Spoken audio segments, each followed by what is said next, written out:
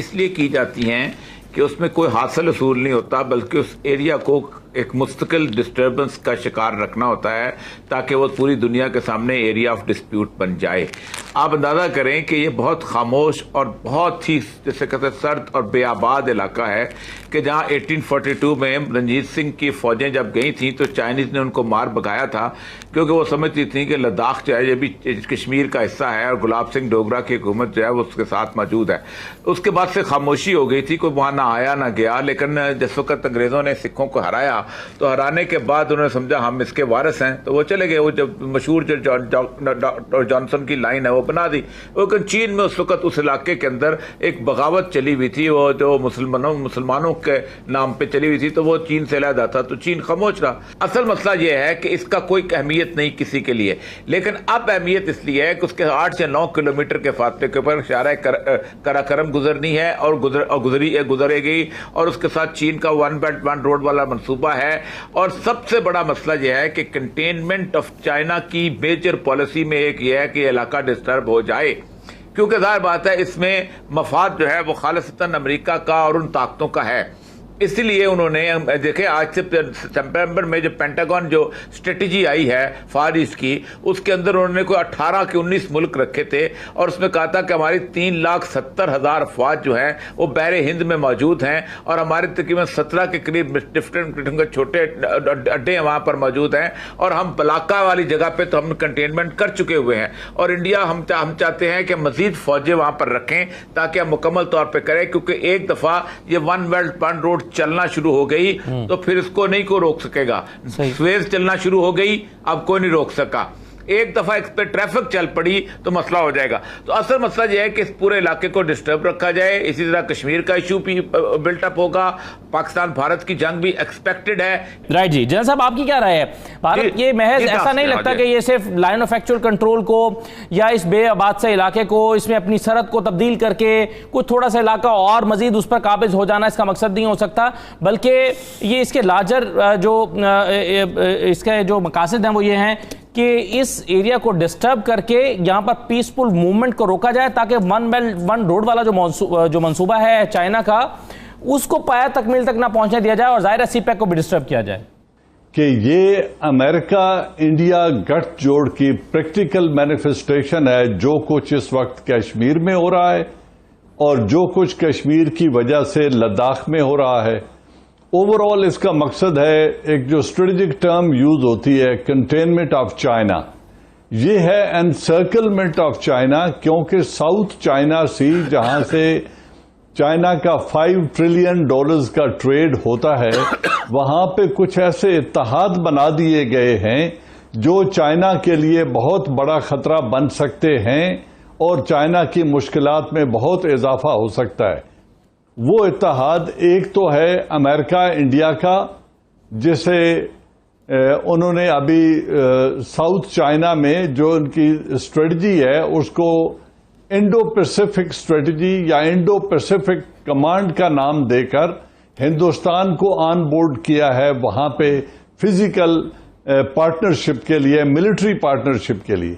دوسرا وہاں پہ اتحاد بنا ہے 4 ملک کی اتحاد، امریکہ، انڈیا، آسٹریلیا اور جاپان کا، اور پھر فلپین میں آلریڈی امریکہ کی فوجیں موجود ہیں، ویتنام کے ساتھ، فلپین کے ساتھ، ملیشیا اور انڈونیشیا کے ساتھ جو ساؤتھ چائنا سی کے نمبر آف آئلینڈز ہیں ان کی وجہ سے انریسٹ کریٹ کرنے کا وہاں پہ پوٹینشل ہے۔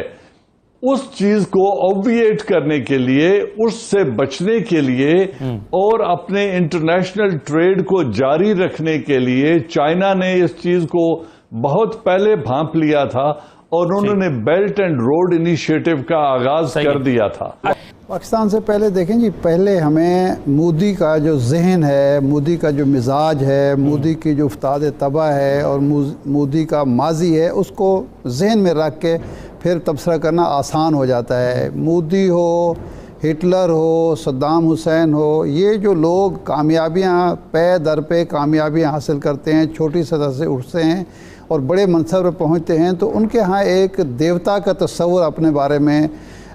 جو ذہن نشین ہوتا ہے کہ جی کامیابی ہمارے مقدر میں لکھی گئی ہے، ہم جو بھی کریں گے وہ کر کے دکھائیں گے. انہوں نے گجرات کیا مودی صاحب نے, کسی نے نہیں پوچھا, اتنا زیادہ قتل عام ہوا لیکن کسی نہ کورٹ نے اس کی مخالفت کی یا کوئی سزائیں دیں اس کو, نہ امریکہ نے سوائے اس کے کہ پابندی لگا دی کہ جی آ نہیں سکتے.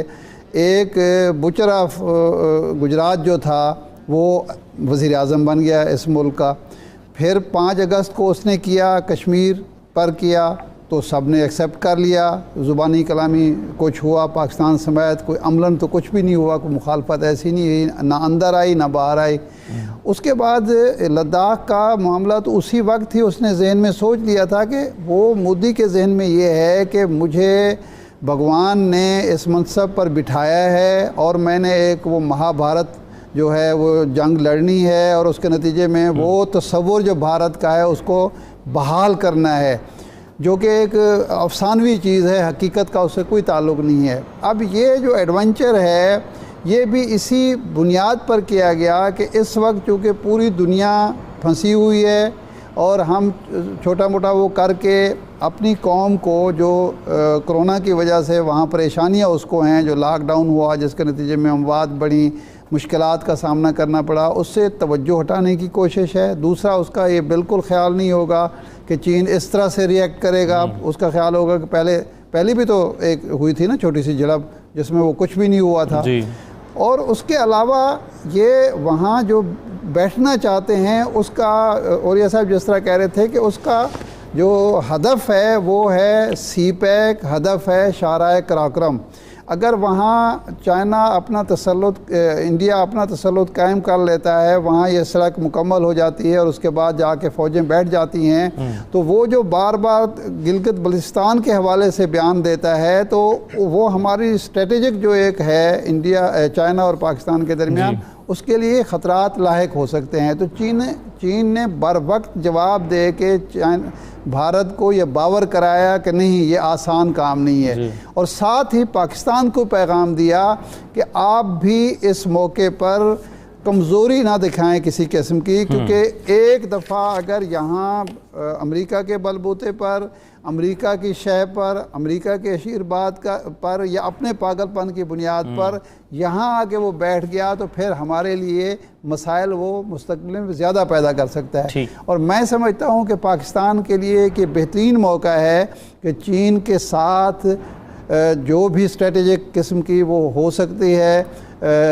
مشاورت کرنے کے بعد ایسی اسٹریٹجی اختیار کی جائے کہ بھارت کو اسی مقام پر, اسی جگہ پر روک لیا جائے.